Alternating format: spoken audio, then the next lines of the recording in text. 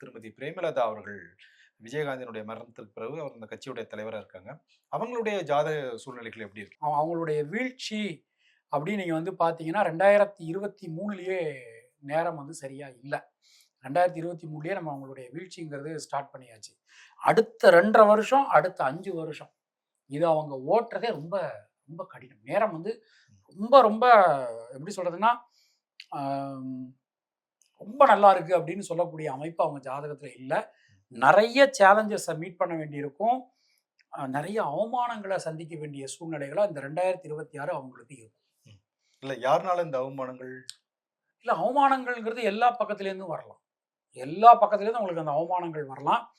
அவங்க வந்து வெளியில நல்லா பேசினாலும், உள்ள வந்து மனக்குமுறல்கள் வந்து சந்திக்க வேண்டி இருக்கக்கூடிய ஆண்டா தான் அவங்களுக்கு இந்த வருஷம் அமைஞ்சிருக்கு. எல்லா பகுதியிலேருந்தும் அவங்களுக்கு வந்து கூட இருக்கிறவங்களால முதற்கொண்டு கூட அவங்களுக்கு வந்து பிரச்சனைகள் வரலாம். ம். அப்படி இருக்கு அமைப்பு.